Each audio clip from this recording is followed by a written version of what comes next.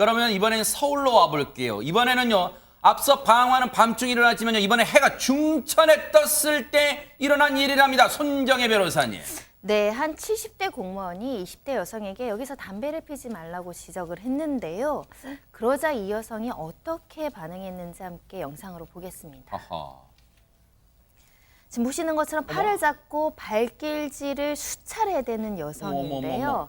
이 여성 발로 막 때리다가 분이 안 풀렸는지 오른손 주먹으로도 남성의 머리를 여러 번 때립니다. 주변에 사람들이 지나가도 아랑곳하지 않는 모습인데요. 주변 시민들이 촬영한 이 영상 온라인을 통해서 빠르게 확산하면서 누리꾼들의 공분을 사고 있습니다. 뭐 세상에. 당시 현장에서 벌어졌던 오고 갔던 말 육성으로 한번 들어보시고 이어가 보도록 하겠습니다.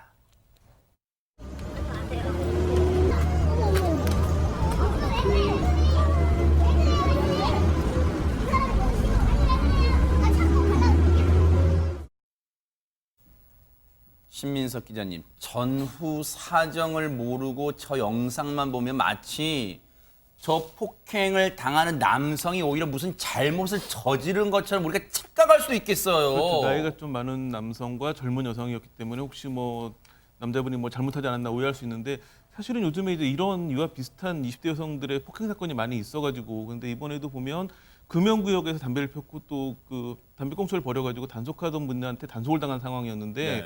그래서 이렇게 구타를 했는데 이유를 물어보니까 화가 많이 나 있는 상태였고 술도 마셨다고 얘기를 했습니다. 그래서 뭐 아무래도 술이 또 이번에도 가장 큰 원인이 됐던 사건이 아닌가 싶습니다.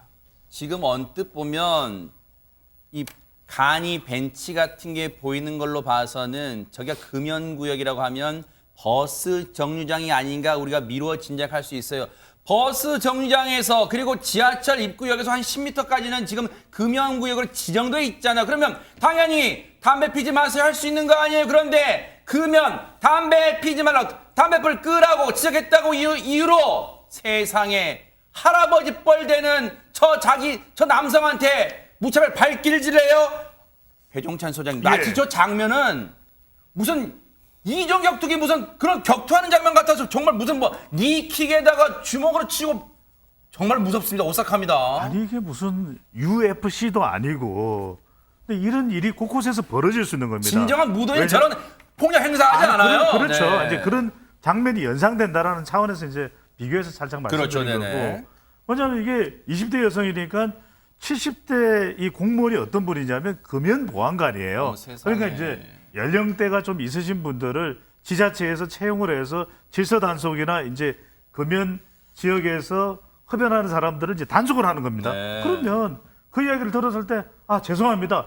자칫 이거 과태료를 부과할 수도 있는 거예요. 그런데 나한테 이 담배를 피지 말라 뭐야 당신 뭐 이런 식으로 분노 충동 장애가 일어난 거죠. 네. 그런데 자 조금 전에 우리 이 장면 지금 계속해서 보여드리는데 잘 보시면 뭐냐면 네.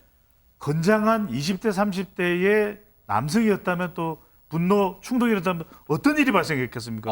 이건 지금 이번 폭력으로 2주 병가지만 이게 지금 큰 일이 일어날 수도 있는 거예요. 그렇죠, 네. 또 야밤에는 어떤 일이 일어날지도 몰라요. 뭐 그때 이제 금연보안관이 활동을 안 할 시간일 수도 있지만 그래서 지금 원칙적으로는 두 사람이 같이 이렇게 단속을 하게 돼 있다고 그럽니다. 그런데 이번에 두 사람이 나갔는지 어떤지는 모르겠는데 이걸 그냥 둘 일이 아니에요. 왜냐하면 우리가 학교 보안관도 그렇고 지금 금연보안관이 연령대가 높으신 분입니다. 네. 이게 위험한 일이 일어날 수 있다는 것에 대한 예방과 조치가 좀 병행이 돼야 돼요. 네. 근데 보세요. 정말 폭행은 그 어떤 종류를 막느라고 다 나쁜 거예요. 근데 저 영상 보면요. 해당 여성이 정말로 상상할 수 없는 폭력을 했습니다. 보세요. 무릎으로 이른바 니킥이라고 하는 격투기에서 니킥으로 가격을 하고요. 그리고 저 70대 공무원 어르신의 어느 부분을 가격합니까? 특히 관절 부분, 목 부분 급소예요. 후두부, 목 부분, 그리고 정강이도 관절 부분. 정말로 더 큰 물리력이면요. 부러질 수도 있었고 골절도 될 수도 있었어요. 그나마 지금 2주 정도 그것도 큰 부상입니다. 정신적 충격이 이루 말할 수가 없을 것 같습니다. 최명기 원장님.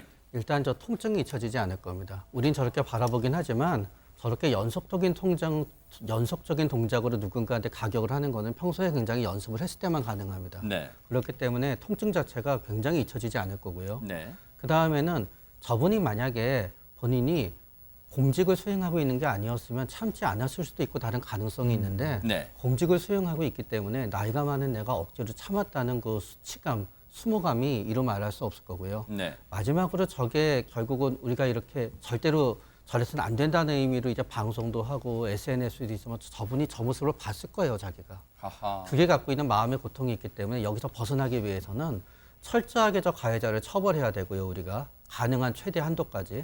그런 다음에 저 가해자가 진심을 가지고 우리 피해자이신 어르신한테 사과를 해야 됩니다.